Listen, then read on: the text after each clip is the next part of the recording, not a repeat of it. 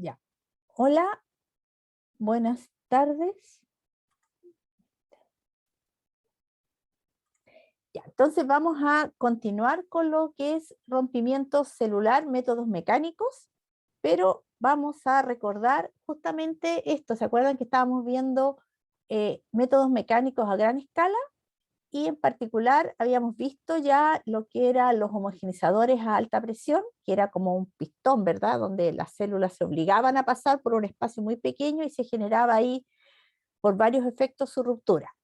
En el caso de los molinos de bola, como su nombre lo indica, es un cilindro, como ven aquí, que está lleno de bolitas, principalmente de vidrio, que chocan con las células que tenemos aquí adentro. Chocan o pasan cercanos generando un fuerte esfuerzo de corte y eso los rompe. ¿Ya? Entonces generalmente son este equipo así cilindros con un motorcito que hacen esto girar, pero no está solo. No sé por qué tengo esa línea verde. Bueno, estos molinos, como les digo, son a gran escala y tienen la cámara de molienda, que es esta, con estas perlas de vidrio o algún otro agente abrasivo, pero generalmente son perlitas, y tiene un eje que posee ya sea discos, barras o anillos para que las bolitas no se vayan a una sola zona, porque si no se irían moviendo y como que se juntarían. Voy a mostrar. Esa es la idea, como está aquí. Como pueden ver, la idea es que tiene este eje y sobre esto están estos, ya sea unos planos o son unos discos para que no todas las bolitas se vayan a una sola zona, sino que estén más homogéneamente distribuidas. Por acá se ingresa las mezclas, es una pasta, un poco una suspensión, y sale por acá ya más rota, y esto va girando. Hay también este eje o impeller, y aquí están las bolitas. Hay una chaqueta, es importante porque esto con tantas colisiones y esfuerzos de corte fuertes se va calentando. Entonces hay una chaqueta para un intercambio de calor. ¿Mm? Ahora, estos discos, barras o anillos, como bien dice, permiten que solo pasen las células a través de la cámara y no las bolitas, volviendo un poco. Entonces, a través de esto las células van a ir pasando, pero no las bolitas, porque si no pasa lo que les digo, que se van como acumulando en una sola zona. Mientras que las células como se van rompiendo, la idea es después que uno las pueda sacar.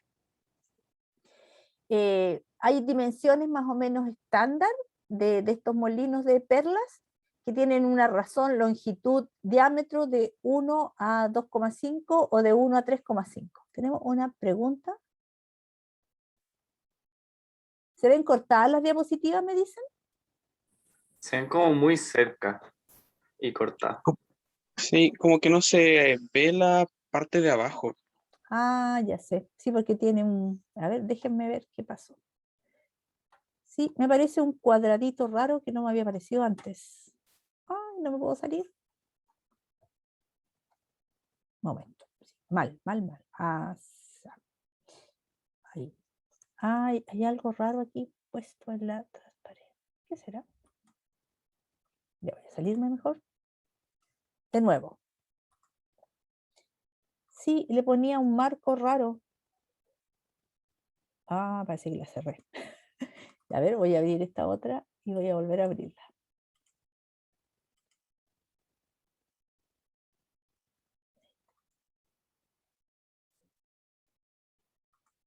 ¿Ahí sí se ve entera?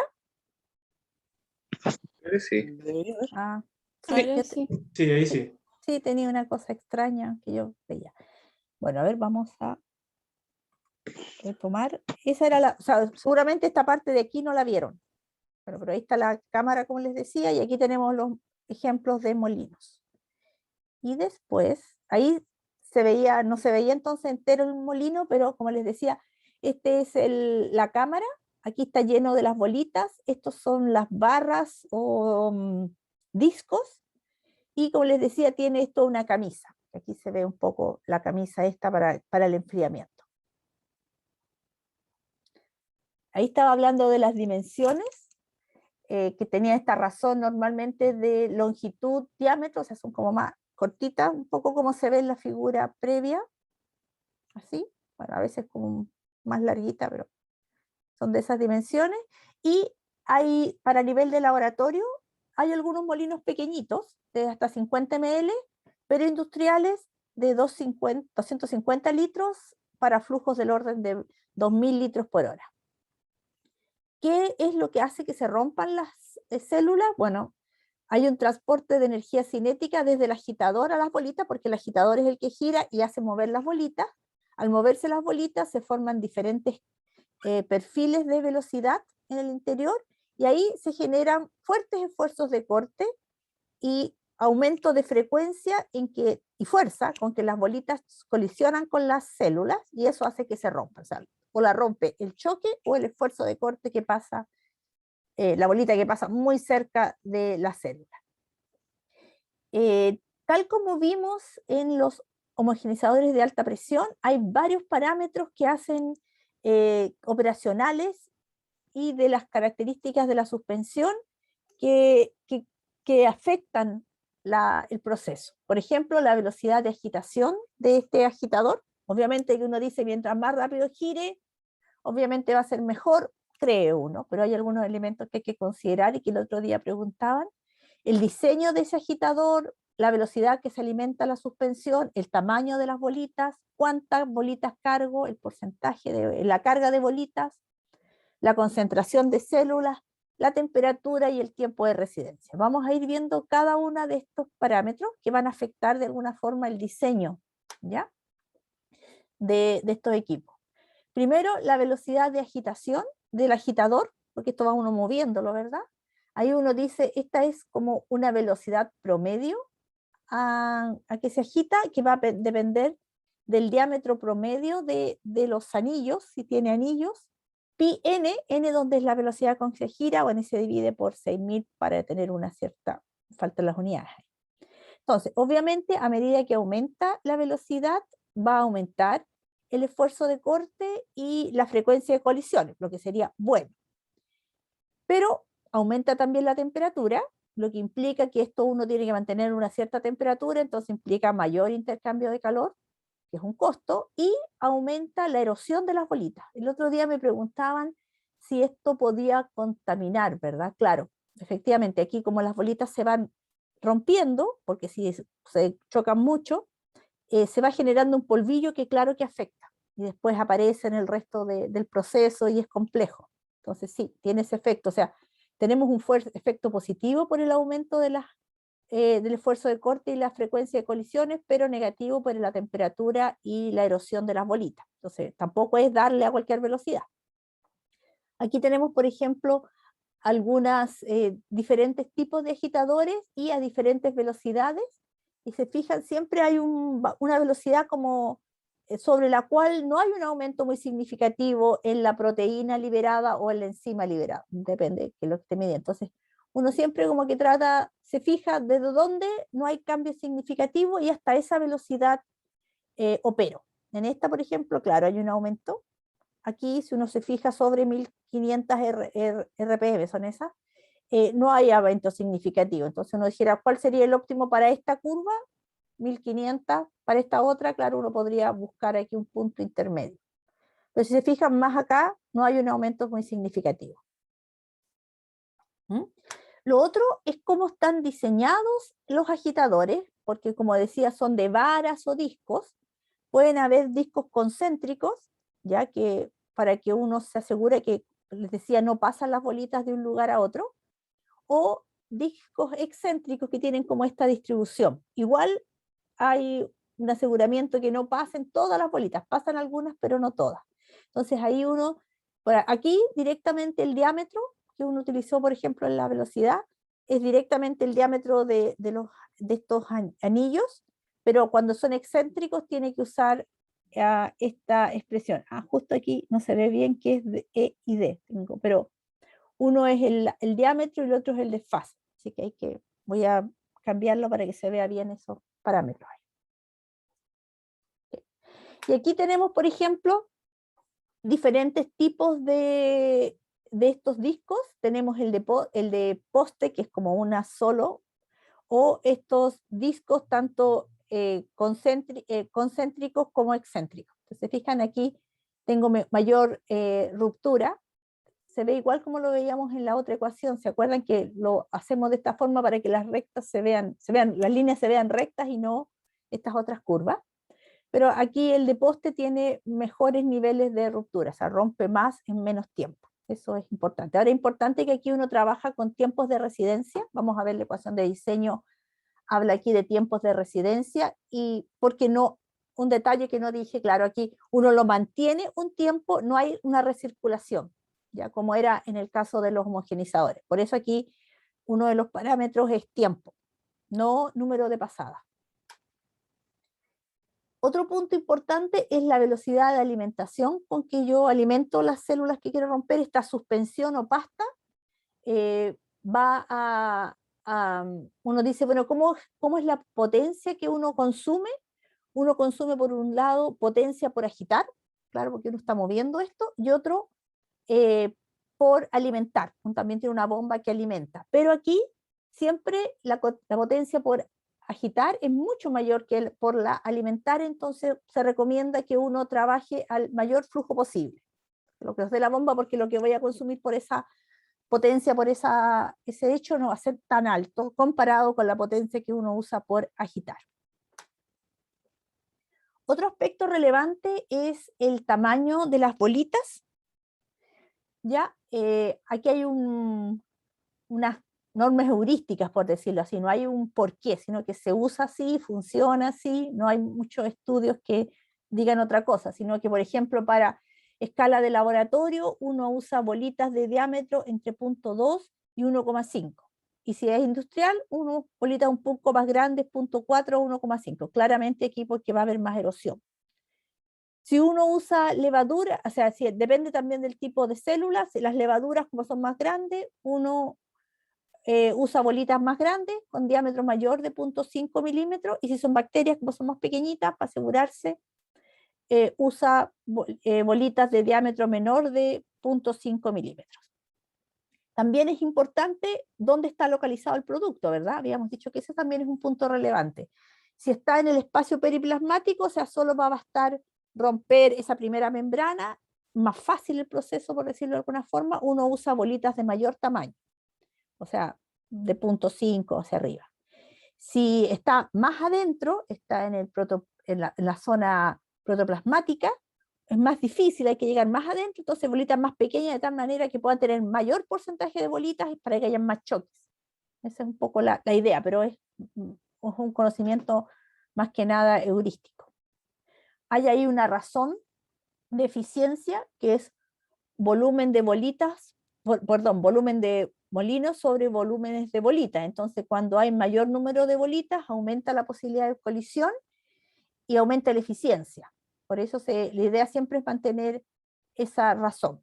Y otro punto que uno diría, bueno, en realidad entonces conviene poner muchas bolitas pequeñas, pero cuando las bolitas son muy pequeñas, como tienen como poquita masa, tienden a flotar, y lo que sucede es que están como en la parte de arriba y no se mezclan bien, entonces no hay un choque realmente, porque están como todas flotando ahí.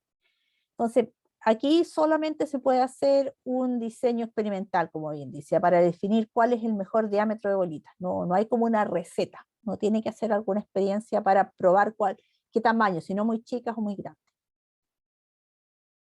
Otro elemento importante es cuántas bolitas agrego, la carga de bolitas. Entonces también hay una carga óptima de bolitas que va a depender del tipo de célula y del diámetro de las células y de las bolitas. Entonces, el nivel de carga, si uno pone pocas, va a tener baja eficiencia, pero si coloca muchas, va a tener más consumo por potencia y por lo tanto mayor liberación de calor. Entonces hay como también valores que son solo de la experiencia, que dice que si los valores de carga óptima van entre un 80 y un 90%, si son bolitas pequeñas, usamos 85, si son bolitas más grandes, 80% en la carga.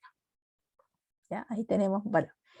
Y lo otro es que esta suspensión, como les decía, es como una pasta, entonces uno dice cómo debe ser su peso, su porcentaje de humedad en esto, y uno dice que en realidad esa pasta tiene entre un 40 y un 50% de humedad, de peso húmedo, de tal manera que en realidad fluya más o menos adecuado. No es un líquido, porque si no va a ser muy difícil los choques, pero tampoco es una una torta, es una cosa un poco más compacta. O sea, que ojo, si uno hizo una filtración para separar las células y le quedó con humedad menor, va a tener que agregar agua. Entonces hay que tener ojo ahí cuáles son las etapas para ver hasta cuánto corresponde secar la torta, por ejemplo. A lo mejor, ¿para qué la voy a secar mucho si después hay que agregar agua? Y el último, bueno, casi el último punto es el efecto de la temperatura. Uno dice, bueno, obviamente, mientras más mayor sea la temperatura, va a ser más fácil romperlas, ya van a estar más factibles, un golpe va a romperlas más fácilmente, pero puede afectar el producto. Entonces uno normalmente, como les decía, esto tiene una capa, una chaqueta de enfriamiento, y uno mantiene una temperatura entre 5 y 15 grados Celsius, que es donde más o menos se afecta muy menos la actividad de los productos que se liberen. ¿Ya? Entonces uno tiene un sistema de refrigeración hasta ese nivel. Y el último factor importante es el tiempo. Como les decía, el tiempo de residencia. Aquí tenemos las típicas curvas donde tenemos diferentes tiempos de residencia y diferentes porcentajes de liberación de proteína. Aquí, ojo, que no está el logaritmo, por eso que nos sale este tipo de curva, ¿ya? Y obviamente uno, mientras más tiempo esté en el molino, más se va a liberar, pero no tiene para qué tenerlo, por ejemplo, en este caso, más allá de 4 o 5 minutos, porque si uno pasa más tiempo, no se libera más, voy a estar calentando por más tiempo, consumiendo mayor potencia, entonces todo esto de aquí hacia adelante es una pérdida de recursos, ¿verdad? Entonces, con todos estos elementos, uno podría diseñar este equipo. Estos equipos se pueden operar tanto en forma continua como batch, ¿ya? Vamos a ver en particular el diseño en forma batch, y uno podría evaluar esto, si se rompió bien o no, directamente mirando en un microscopio si las células están rotas, o midiendo algún componente. Esto es lo que más hacemos, porque mirar el microscopio en realidad toma más tiempo, esto de alguna forma hasta lo podría hacer casi en línea. Y uno lo que mide es lo que hemos dicho, proteína o enzima. Si es una enzima puede medir su actividad, si no mide proteína liberada. Bueno, ese experimento que mostramos al principio. En el caso entonces, en ambos casos, la ecuación de diseño, si se fijan en la curva, aquí se parece, es idéntica a la que habíamos visto para los homogenizadores, salvo que aquí abajo aparecía el número de pasadas, ¿verdad? Porque ahí se recirculaba varias veces esta suspensión para que llegara al nivel de ruptura que uno quiere.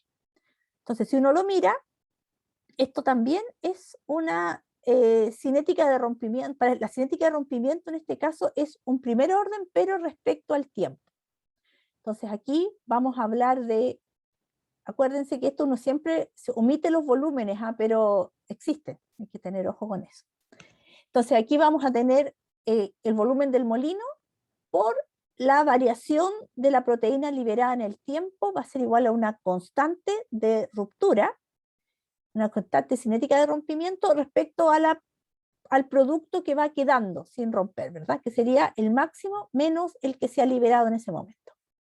Y esta constante K, que para los homogenizadores dependía de la presión principalmente y de algunas características del sistema, en este caso depende de la temperatura, del tipo y concentración de células, de la carga de bolitas, de la velocidad de agitación y del diámetro de las bolitas. Depende de muchas cosas, ¿ya? Y entonces, si integramos esa expresión anterior entre tiempo cero y que diciendo que en el tiempo cero no se ha roto nada, como es una cinética de primer orden, nos queda esta expresión que está acá arriba, ¿verdad? Ahora, nosotros normalmente este RM, que es como el producto máximo que se puede liberar, a veces no tenemos el número, ¿ya? Entonces, lo que nosotros hablamos es de porcentaje que queremos romper. Por eso que reescribimos esta ecuación poniendo R sobre RM, porque ahí decimos, supongamos que queremos romper el 80%, el 90% de las células, ¿ya? Ahora, lo podemos escribir en función de algún producto cualquiera o en función de actividad, porque también podríamos medir actividad si fuera una enzima, ¿verdad? Entonces nos queda esta otra que es lo mismo, pero en función de actividades liberadas. Y siempre esta constante depende de todo esto y uno hace experimentos controlando algunas condiciones para ir calculando SK.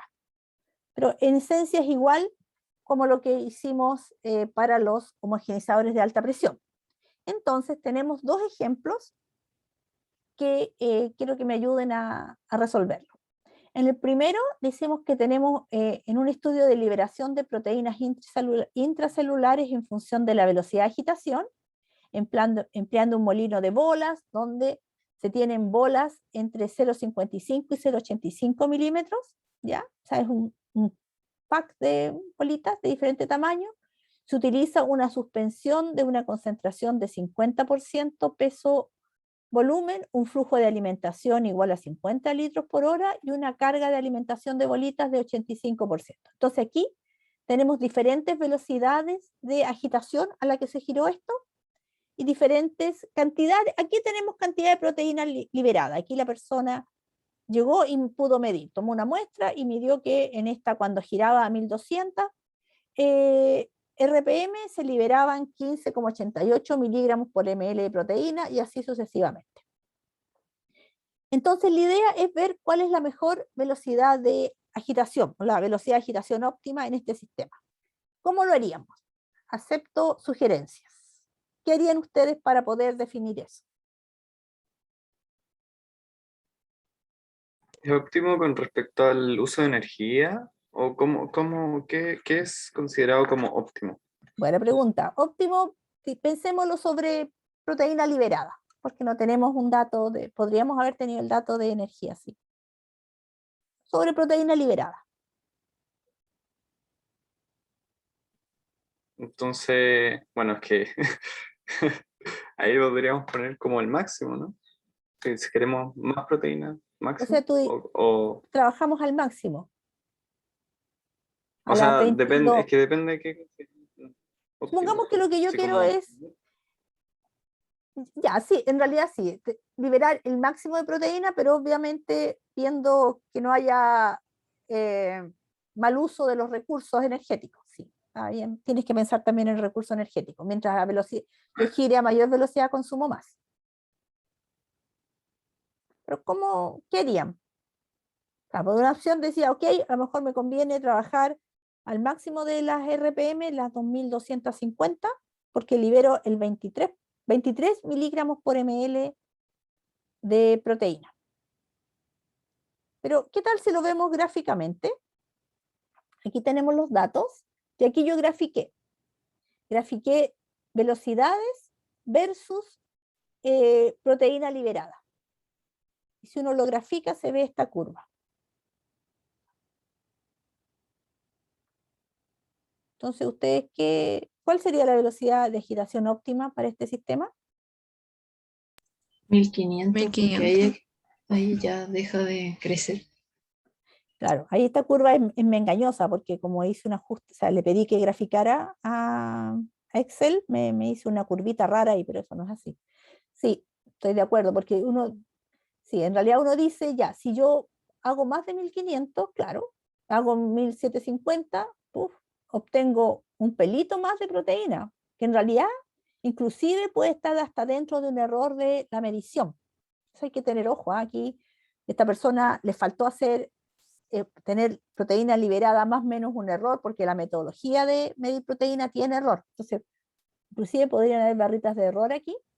Y claramente me dice que si aumento de 1500 RPM, no obtengo mucho más. Y que sí lo que voy a hacer es consumir más potencia, calentar más el sistema, erosionar más las bolitas, o sea, todos los otros elementos negativos que habíamos visto. Entonces, me quedo con 1500. ¿Estamos más o menos claros?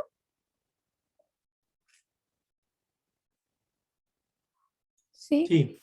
Ya. Ok, pasemos a la siguiente pregunta, que es muy parecido a todo lo que estuvimos viendo para homogeneizadores de alta presión. Aquí ya seleccionamos la velocidad, pero ahora tenemos dos molinos, ¿ya? Un molino 1 y un molino 2, donde también hicieron el mismo experimento, pero aquí tuvieron diferentes tiempos de residencia y obtuvieron diferentes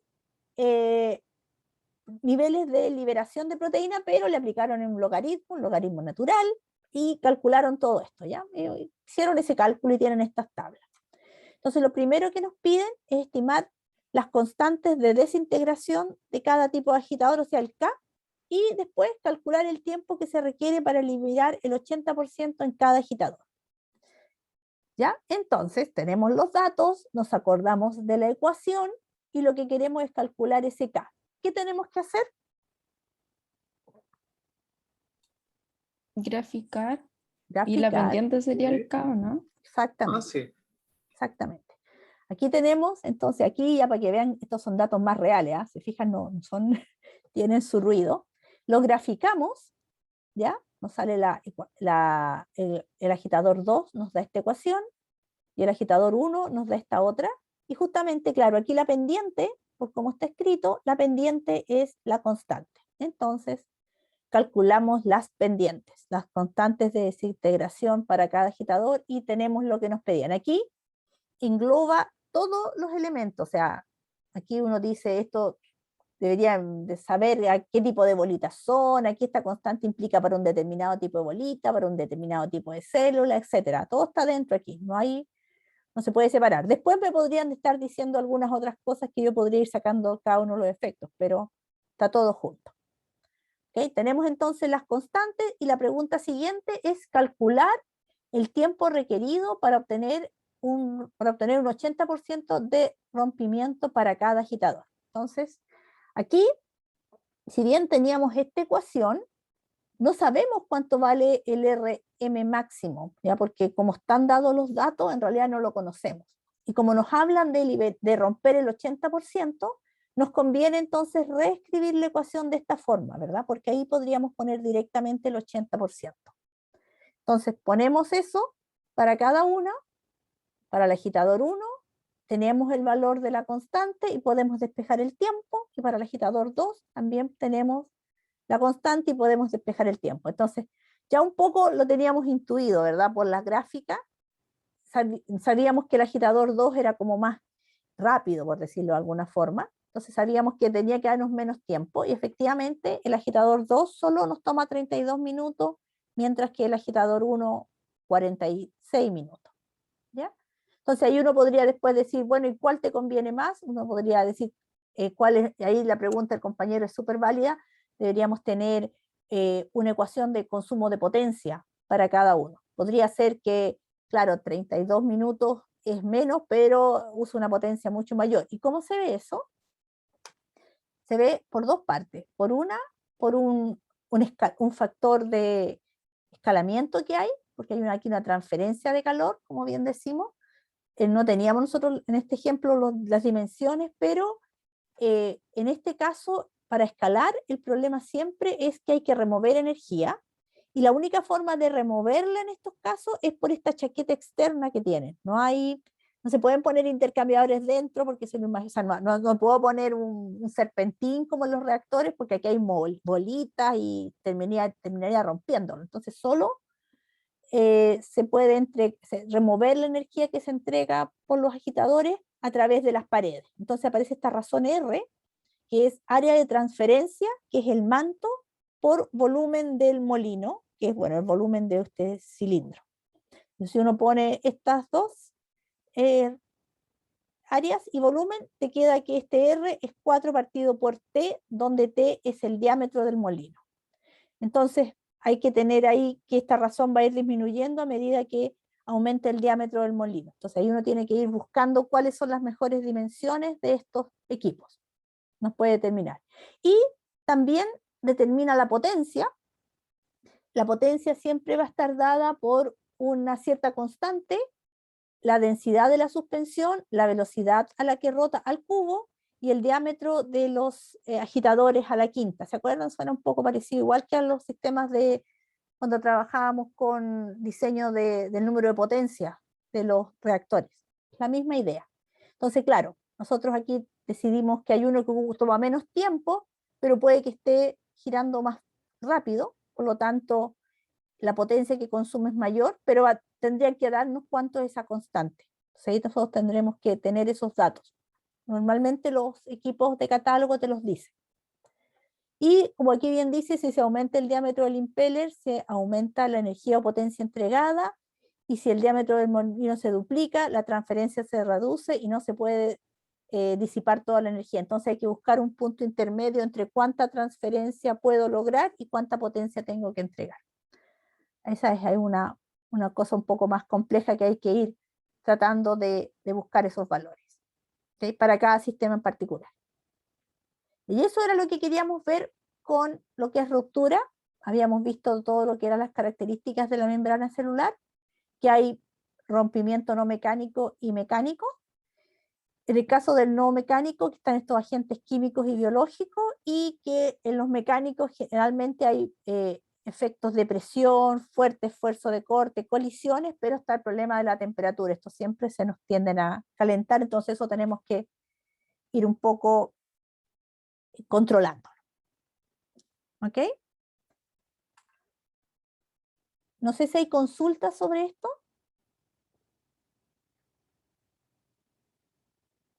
Yo tengo una duda. En el caso de que tuviéramos otras operaciones mecánicas que requirieran también, si tenemos problemas con el calor, con la temperatura, ¿el análisis debería ser similar o en realidad deberíamos entrar a ver cada equipo? Porque me imagino que se van como pegan los mecánicos, ¿no? Como que ya se va un poco nuestra área de conocimiento, ¿no?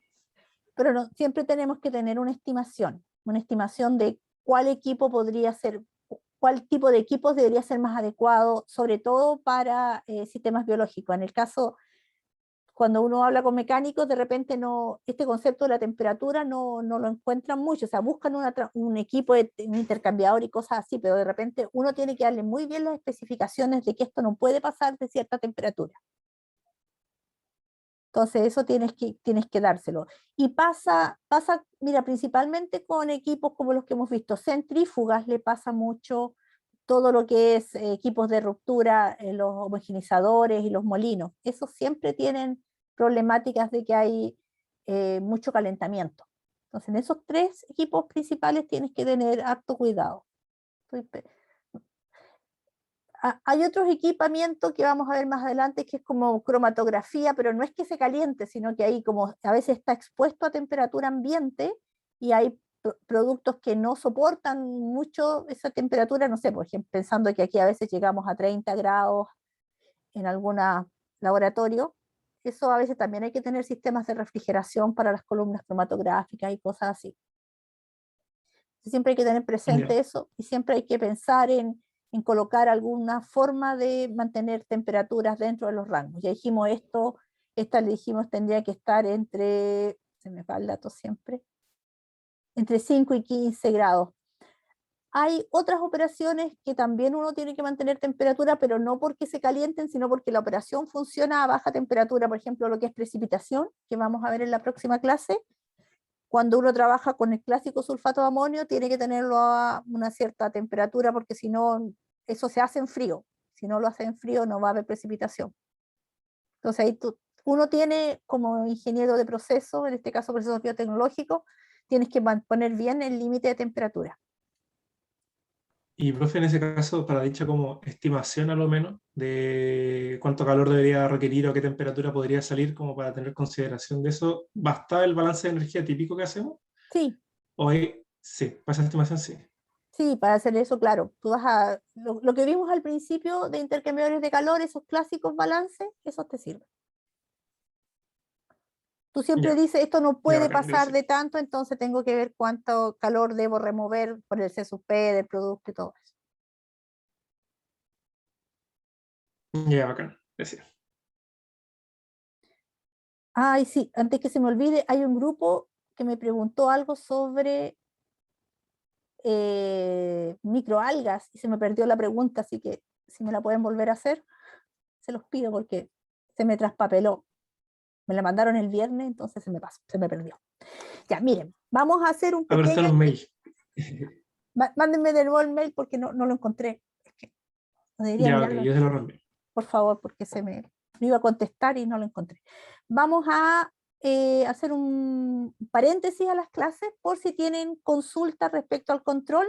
Yo les adelanto, déjenme acordarme bien. Hay preguntas, hay una pregunta donde hay filtración y centrifugación. Les piden que comparen cuál serviría. Ahí no se sorprendan si le dan resultados extraños.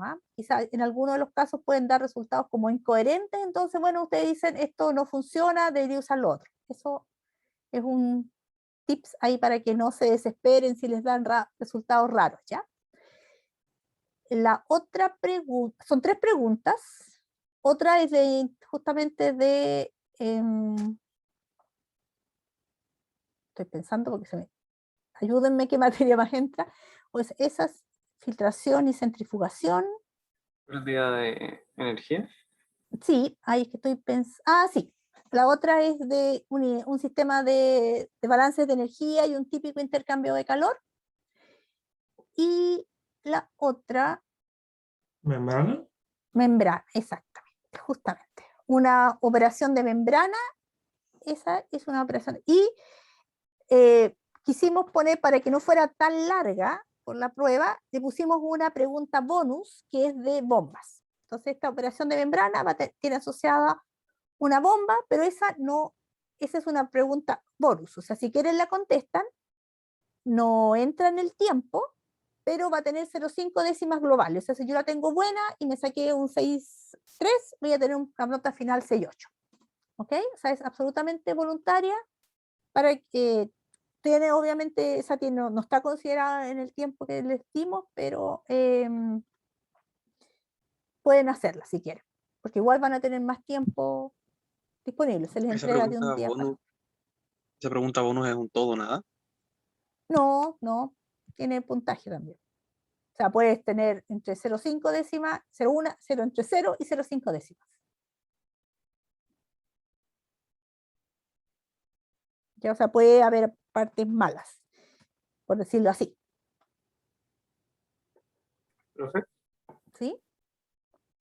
tengo una duda con el seminario. Eso se presenta la otra semana. Sí, pero dígame. No, la semana 9 son 2 semanas más. Ya, sí. Pero igual quiero consultar ahora como para tener una idea. Nos toca sobre los fluidos supercríticos. Uy, ¿aló? ¿Se me Sí, pegó? sí, se escuchó, pero sí. Ya, tú haces extracción supercrítica. Sí, la cosa es que yo conozco un ejemplo de extracción, pero no es biológico, sino que es para hacer, por ejemplo, aerogel. ¿Tenemos que buscar ejemplos biológicos de separación? Sí, de Ya, preferencia, sí. Pero, o ya. sea, o que vengan de algún proceso, justamente ahí podrían, no sé, pues hay extracción de aceites de microalgas o hay extracción supercrítica. Entonces ahí Ah, podrían ya, ligarlo. súper. A las semillas Entonces, se les extrae también con ácido Claro, supercrítico. sí, pero hay, Jojoba, todas esas plantas. hay hartos trabajos de extracción de aceite de microalgas por sistema supercrítico. De hecho, es una de las alternativas que ¿y se eso ha lo hacen evaluado. con CO2 supercrítico? Es que no he investigado todavía. Sí, Ah, ya, ya, súper. Y metanol también, por si Ah, ¿y acaso. metanol? Ya, estamos. ya. No sé si Gracias. hay alguna otra consulta. Sí, ahora no estoy seguro. Son optativos cuando parten. Esa parte no la tengo. No sé si pusieron de acuerdo cuándo van a presentar, pero está apareciendo algo. Sí, Ustedes a se mí, ponte organizaron. tú, nos toca el 9, Ya. la semana 9. Sí, esa es la semana. Es la semana del lunes feriado, ¿verdad? A ver. Eso me tengo la duda. No tengo ni idea si el lunes. Sí, no es la próxima, es el 13, miércoles 13. El 18. Pero no es la presentación, no es un lunes, es un miércoles. No, El pero la 15. semana del 18. La ¿El, No, presentación es el el viernes. 15. el 15? Qué raro. Yo ¿O no? pensaba Que supiera. Bueno, revisen bien porque yo entiendo que son miércoles. Voy a revisarlo, porque yo tengo como en lista las clases y no pierdo clases salvo la del 11. Es el miércoles 13, que es en Sí, semana 8, no es en semana 9. pero tu En 2 compañero está semanas bien más. porque no es este miércoles, sino, o sea, no es el 6, es el 13. Le quedan 2 semanas. Ay, aquí se... Sí, hay 2 fechas. Hay una semana, esta y después otra semana más adelante que no dicen la 12, pero no estoy clara. Si no hay más consultas, vamos a partir brevemente la próxima parte que nos queda. Ya, las fechas están en un calendario que está en la parte enlaces. Miren ustedes ahí en un curso, a ver, veámoslo para que no sé si voy a poder. Me parece que no tengo estoy tratando de compartir, pero no me muestra nada. No, a ver, espérense.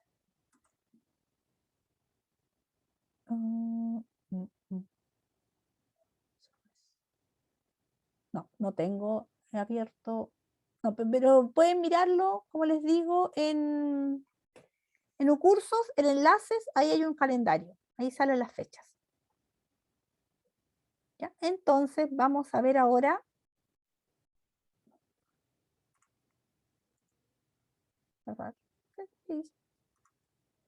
No creo. Vamos a pasar a la siguiente etapa del proceso.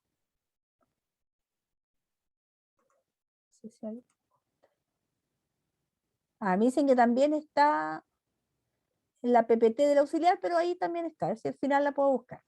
Vamos a pasar a la siguiente parte, que es el tratamiento de los desechos celulares. ¿Ya? Aquí es como un poco más...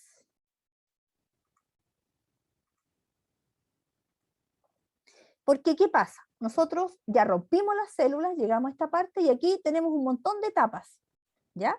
Que son separar el material intracelular, precipitar algunos compuestos como ácidos nucleicos y proteasas, y a lo mejor nuestra proteína, como es suponiendo que es un microorganismo recombinante, expresó nuestra proteína como cuerpos incluidos.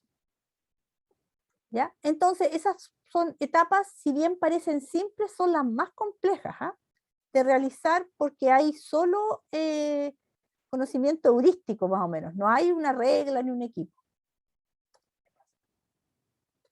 Así que no me quiere cambiar. Ahí. Entonces, ¿qué vamos a ver? Vamos a ver cómo procesar las proteasas, porque obviamente como las proteasas son enzimas que degradan proteína, hay que hacer algo. Los ácidos nucleicos también tenemos que procesarlos porque hay productos que no pueden, productos por ejemplo que se inyectan parenterales, que no pueden tener ácidos nucleicos porque afectarían a la persona.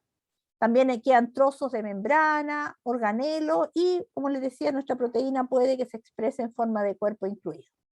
Entonces, para separar estos desechos tenemos que romperlos y después clarificarlos y acabar con estos desechos celulares o debris que tenemos aquí. Y si bien parecen etapas bien puntuales, son muy difíciles porque son muy específicas y son costosas porque muchas de ellas recurren a productos biotecnológicos, que es como un círculo un poco caro. Entonces, ¿qué operaciones unitarias podemos usar? Podemos usar para separar estos pedacitos, centrifugación, micro y ultrafiltración, porque son más pequeños, los debris son mucho más pequeños que la célula completa. Se usa también extracción en 2 fases acuosas. Esta parte de acá ya la vimos, ¿verdad? Más adelante van a ver extracción en 2 fases acuosas y vamos a ver también lo que es absorción en lecho expandido o cromatográfico. ¿Ya? Entonces, esas son operaciones. ¿Cómo procesamos cada uno de estos compuestos? Vamos a ir viéndolo. Vamos a partir por las proteasas. Ahí, como decíamos, si tenemos proteasas, son enzimas que degradan proteína y como nuestro caldo, lo más probable es que haya proteínas y que haya nuestro producto de interés sea una proteína, hay que, como ahí bien dice, inhibir a las proteasas. Y hay agentes que inhiben a las proteasas. El clásico y como que caballito de batalla, uno agrega este fluoruro de fenilmetilsulfonilo o más conocido como PMSF en buffer ETA o algunos otros inhibidores específicos. Este es bien genérico, o sea, inhibe todas las proteasas. Ahora el punto es, ¿qué pasa si yo estoy produciendo una proteasa? Entonces no quiero inhibirla, quiero inhibir el resto. Entonces hay algunos específicos, por ejemplo estos que están aquí, que inhiben proteasas de un tipo específico como serinas, bueno, esta que es la genérica, hay otras que inhiben, que algunas que tengan dependencia de cisteína o algunas proteasas ácidas. O sea, hay una lista bien interesante que uno, si sabe qué proteasas tiene en el sistema, puede usar esos inhibidores. Profe, Esa lista puede aumentar, ¿sí? ¿esto ocurre después del rompimiento o durante, pensando en que queremos la proteína? Eso no me queda tan claro. Buen punto. No, generalmente uno lo agrega después del...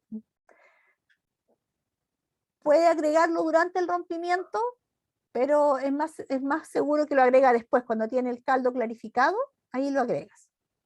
Lo centrifugaste y te quedaste, porque cuando rompiste igual te quedaron un pedacito, entonces uno centrifuga y al caldo que está rico en proteínas agrega estos compuestos.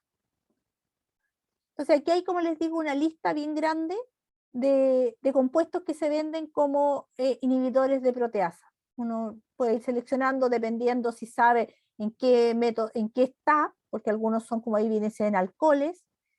Puede ser que esto me genere algún problema en mi producto, o en agua, uno los puede ir seleccionando. Esta lista, como muchas de estas, ha ido creciendo con el tiempo porque cada vez se van desarrollando nuevos productos. ¿Ya? Otro elemento que es bastante complejo, como les decía, son los ácidos nucleicos, ¿ya? Porque ahí tenemos, cuando uno rompe, también libera el ADN, y esto tiene dos efectos negativos. Uno es que aumenta la viscosidad del sistema, entonces hace más complejo manejarlo, y además, como les decía, hay productos terapéuticos o inyectables que no pueden tener ácidos nucleicos porque se lo voy a inyectar a una persona, y esto puede venir ácido nucleico, o sea, claramente ácido nucleico del microorganismo donde expresé el producto. Entonces, sería problemático, le puede generar enfermedades a las personas. Entonces, hay dos alternativas. Una, precipitar en los ácidos nucleicos, y para eso se utiliza sulfato de protamina, que es un agente que precipita exclusivamente ácidos nucleicos. Esa es una alternativa.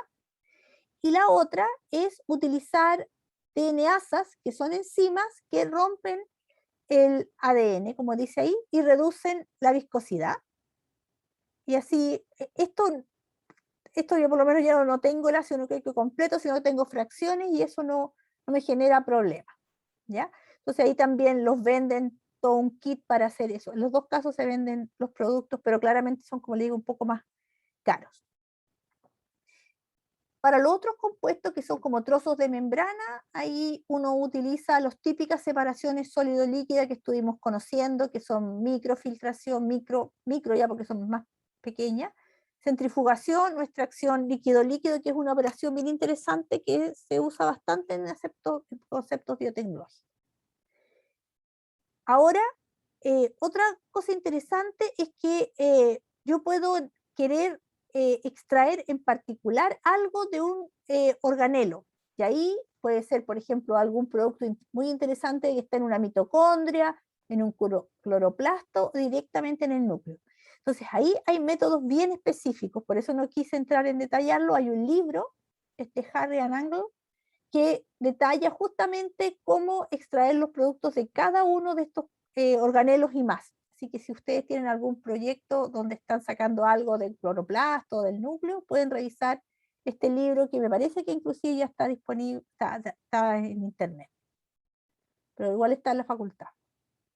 Y por último, tendremos el caso que es muy común, sobre todo cuando uno trabaja con, como ahí bien dice, con células modificadas genéticamente.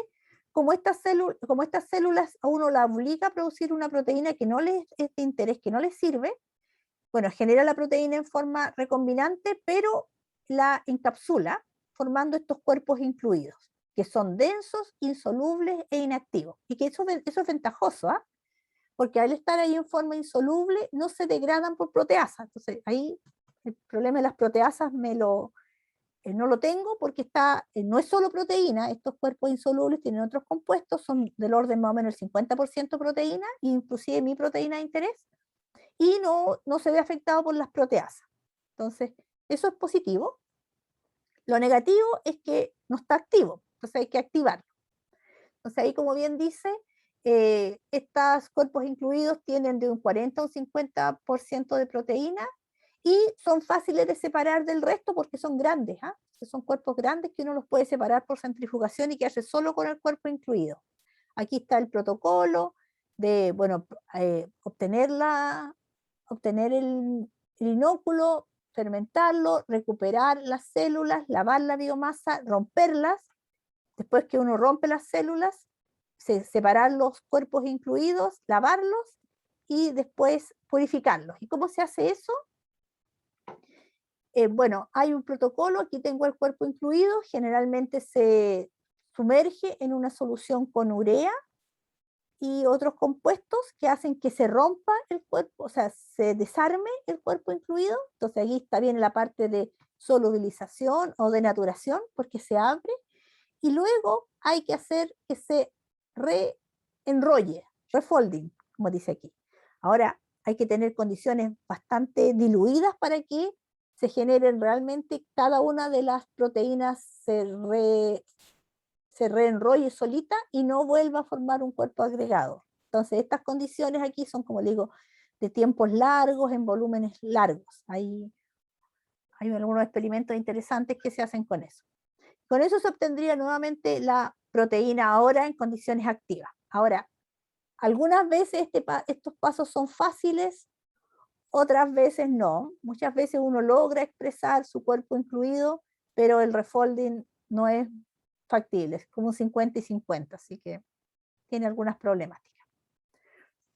Bueno, ¿y qué viene después de todo esto? Hay que tener ojo en que, por ejemplo, a veces uno agrega cosas, por ejemplo, dijimos, agregamos estas DNAsas. El problema es que cada vez que uno agrega algo, tiene que sacarlo después. ¿Por qué? Porque pueden afectar al producto, pueden afectar al equipo, no sé, agrego ácido y después la etapa siguiente no puedo ocupar equipos que sean afectados por el ácido, y a veces puedo denaturar en sí el producto o puede después seguir acompañando al producto. Y si el producto es un producto farmacológico inyectable, por ejemplo, no puede continuar. Entonces, por eso uno tiene que seleccionar bien y hace que esta parte sea clara, porque hay que seleccionar bien la técnica de tal manera que no afecte al resto del proceso. ¿Okay? Y bueno, con eso ya estamos viendo todas estas etapas y vamos a seguir en la próxima clase en las etapas de concentración, porque hasta aquí tenemos un producto, inclusive saliendo de aquí podríamos tener un producto que puede ser ya vendible, por decirlo así, va a tener poca concentración de proteína, pero por ejemplo puede ser enzimas para uso como commodity, como celulasas para procesar blanqueamiento de papel, por ejemplo, o enzimas para biocombustibles, donde en realidad uno no podría seguir más adelante porque haría el proceso muy caro. Entonces bastaría con llegar a esta etapa o concentrar un poco. Entonces aquí, ya con todo esto que hemos hecho, estamos en condiciones de tener un producto que es vendible, de baja pureza, pero vendible y que puede ser para alguna industria. ¿Ya? Aquí tenemos las referencias que les conté y hasta aquí queríamos avanzar hoy día. No sé si hay consultas.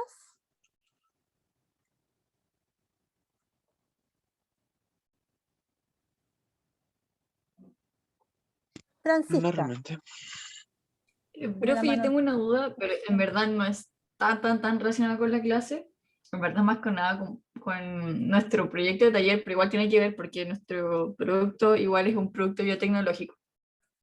Y lo que pasa es que nosotros en un punto de la operación tenemos proteínas que son hidrofílicas y ya las separamos, como que flotan en nuestro caldo, las separamos y además tenemos unas proteínas que son hidrofóbicas, que las hacemos precipitar bajando el pH y después eso se centrifuga. Mi pregunta es, al bajar el pH y después centrifugar, no sé cuáles son los métodos más comunes y que no signifique, por ejemplo, agregar una base muy tóxica para hacer precipitar, que pueden ser utilizados. Si, por ejemplo, es añadir alguna sal claro, o... hay métodos, vas a bajar, acidificarlo. O sea, sí, perdón. O sea, bueno, depende, sí, pero Sí, claro. acidificar. Sí, mira, vamos a ver justo en la próxima clase lo que es precipitación, y hay algo clásico que es agregar sulfato de amonio, es como la técnica caballito de batalla también yo digo, pero tiene el problema que después tienes que sacarlo. Ahora, si tú me dices que tu proteína no queda precipitada, que queda en suspensión, mejor, porque la sal se te va a ir con las otras proteínas. ¿Ya? Hay opciones de agregar ácido, que ahí tienes que tener ojo que el ácido no vaya a afectar a tu proteína de interés. Hay otros agentes bien interesantes que son bien específicos. ¿Ah? Vamos a ver, hay precipitación donde yo, no es lo que estás haciendo tú, donde yo precipito mi proteína de interés y las otras quedan en suspensión. Esa es en específica. Y hay otras en que yo solo precipito mi proteína de interés.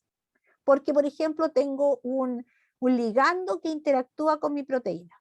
Entonces, si es muy hidrofílico, como dices tú, podrías a lo mejor buscar un ligando bien que sea muy, muy ad hoc con eso. Y eso es mucho más limpio que lo otro. Hay también cambios de temperatura. Uno también por cambio de temperatura puede precipitar algunas proteínas. Eso hay varias alternativas, esas las podemos ver, justo el viernes las vamos a ver. Ya, súper. Gracias, profe. Ya, bueno, si no hay más consulta, o no sé si había otra consulta por ahí.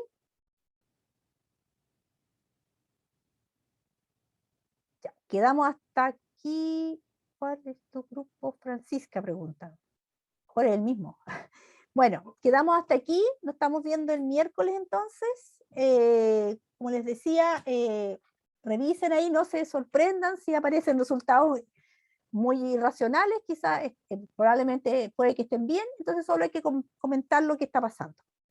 Y recuerden también que hay una pregunta que sería bonus, que sería sobre bombas, que le daría un puntaje adicional, pero que no está considerado en el tiempo. Entonces, pues, si se demoraron mucho en eso, no es porque es un bonus. ¿Okay?